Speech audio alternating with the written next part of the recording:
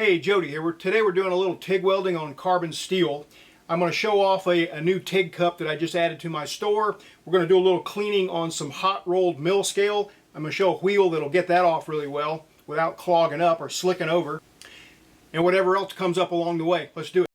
I picked this wheel up at my local welding supply a while back. It's a Walter wheel. It's designed for removing mill scale from hot rolled steel. So the waffle pattern or diamond pattern, whatever you call it, is to prevent that wheel from slicking over, glazing up, loading up with that mill scale. There's different levels of mill scale, and usually plate is thicker than, say, square tubing. Some of it's really thick and hard to grind. This doesn't seem too bad. So for the square tubing, it's usually got a little thinner coating on it, so a flap disc usually works just fine for that. Several other ways you could grind this off too. A sanding disc would work probably just fine, but a flap disc is a good thing to have on there all the time. Now here's a good example of why you would want to remove the hot rolled mill scale for TIG welding. This is why. You just can't really see what's going on. You got all these oxides floating around, really can't distinguish the puddle, doesn't look good. Even just for the sake of it making it more enjoyable, you want to clean all that mill scale off of there.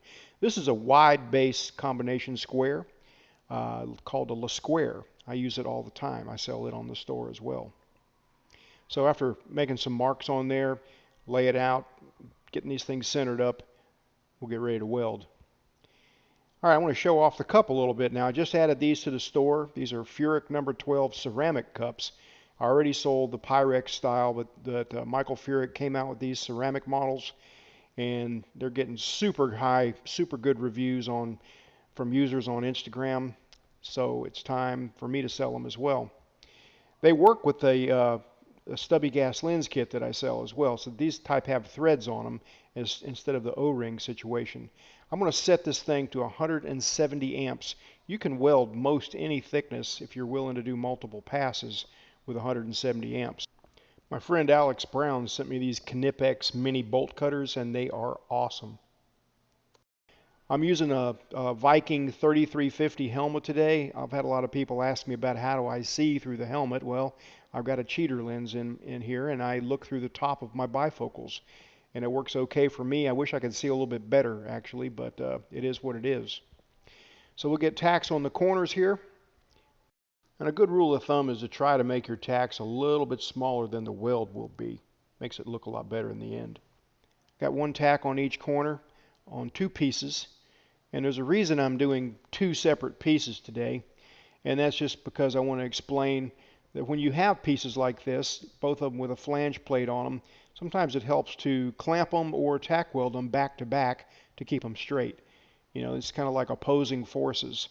It has a tendency to want to pull and cup in the direction of the weld, so they want to curl up. So one of them's pulling against the other when you weld both of them with them clamped or tack welded, and you wind up with a pretty straight flange.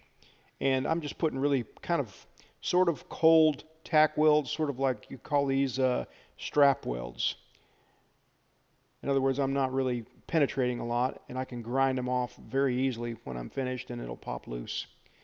So 170 amps, pretty much full pedal, and that's what it looks like.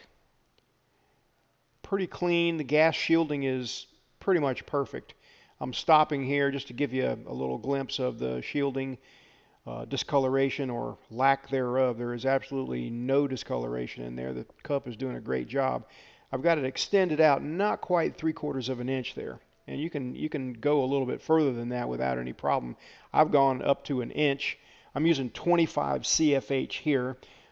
You can go up to probably 35 CFH with no problem and extend it a full inch without any issues. I've done it before anyway. It's a little bit different for every situation.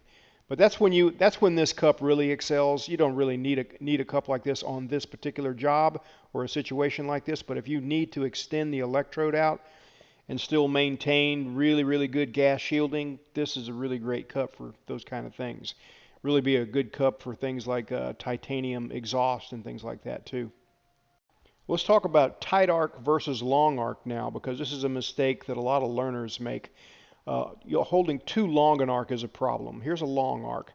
The rod is blobbing into the puddle instead of feeding in there. The puddle's swimming around. It's not focused. Here, all I did was tighten up the arc. No amperage change or anything. Everything got about 100% better. All right, let's go back to the job that we're working on now. You notice that little strap weld, that little cold tack up at the top? That'll grind off really easily when I'm done here. So on the corners, I just backed up there briefly to make sure everything is kind of blended and fused together, and then just try to take off and try to keep a steady pace. All these are starting to look alike, so we'll do one more run and call it a day. Now, I really should be kind of taking my time, letting things cool off, but I'm kind of in a little bit of a hurry, so I'm just welding back to back, and it's getting pretty hot, so I threw on a TIG finger there.